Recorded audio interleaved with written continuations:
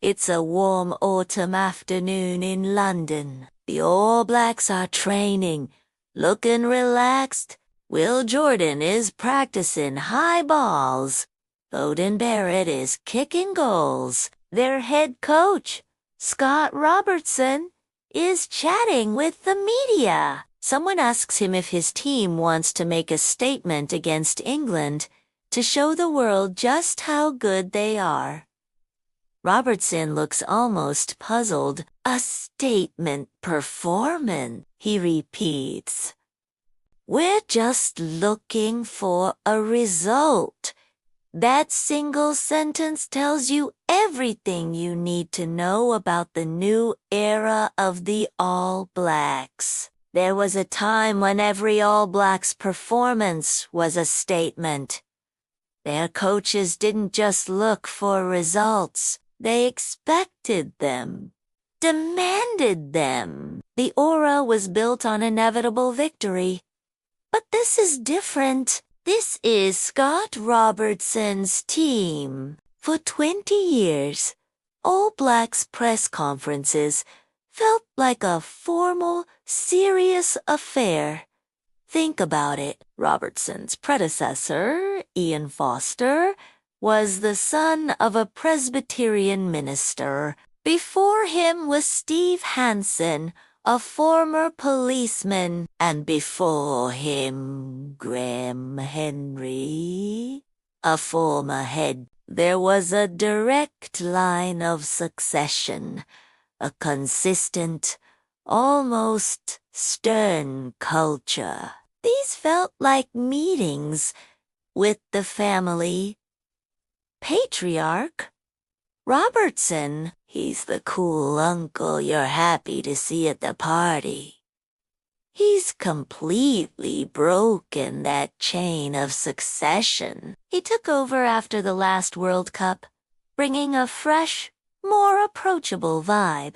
And that's just one reason why this feels like a very different All Blacks team touring the Northern Hemisphere. There are other, more significant reasons. For starters, let's be blunt. New Zealand are currently the second best team in the world. The undisputed Kings are the back-to-back world champions. South Africa have beaten the All Blacks in 4 of their last 5 matches, including that nail-biting World Cup final. And more recently, they handed New Zealand their worst-ever home defeat, a 33-point thrashing in Wellington. A result like that would have once triggered a national crisis in New Zealand. Rugby is more than a sport. There, it's part of the national identity. But this time, the reaction seems muted. Maybe it's because they've since picked up wins against Australia, Ireland, and Scotland. But for the rest of the world, it feels strange. For most of this century, the All Blacks were the alpha team. Even when they didn't hold the World Cup, they were the benchmark. The team everyone feared and respected above all others. Not anymore.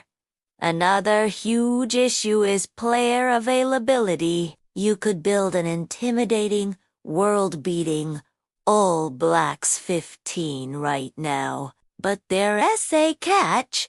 Most of them are ineligible because they play their club rugby in Japan. After the last World Cup, a wave of senior players left. Some, like the legendary Sam Whitelock, Aaron Smith, and Dane Coles, were ready to retire from Test rugby, but many others should have been in their prime. Brodie Retallick and former captain Sam Cane are only 33.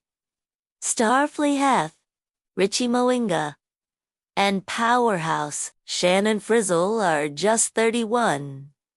Since then, even more have followed, like scrum half TJ Perinara and winger Martella. The squad that played in the last World Cup final was the most experienced ever, with nearly 1,400 caps combined. The team they've just picked to play England has under 1,000, and over a third of those caps belong to just 3 players: Beauden Barrett, Artie Sevilla, and Cody Taylor. They missing a whole generation of players with 50 or 60 caps, the hardened veterans who form the core of a team. Injuries have made things even worse. It's not just Jordy Barrett who went home early from this tour. Patorikuchu, Ipuro to Dalton, Papalitupu, Vai, and Ofatungafasi, Haboflomba, Ingrid. The team is being held together by its senior statesmen and a crop of new, unproven talent. So what can Scott Robertson do about all this? Not a lot, it seems. He's facing a problem that his biggest rival, Springboks coach, Irasi Sass, doesn't have. Erasmus can pick any South African player, no matter where they play their club rugby. A huge part of South Africa's success has been their ability to bring together players scattered across the globe and forge them into a cohesive, world-beating unit. Robertson has said he would push New Zealand Rugby to relax its own strict selection rules, which state that only players based in New Zealand are eligible for the All Blacks. But so far, nothing has changed. And based on public comments from New Zealand Rugby executives, it doesn't look like it will change anytime soon. You can't really blame the players. Japanese rugby offers a shorter, less grueling season and a much bigger paycheck. It's not just the top stars moving there. Over 100 New Zealanders are playing across Japan's top 3 divisions. New Zealand Rugby is trying to protect its domestic competition, which is understandable, but it's coming at a huge cost to the national team. So here we are, the All Blacks, once the undisputed titans of world rugby, are now in a rebuilding phase, grappling with an exodus of talent and a rigid selection policy, all while their biggest rivals thrive.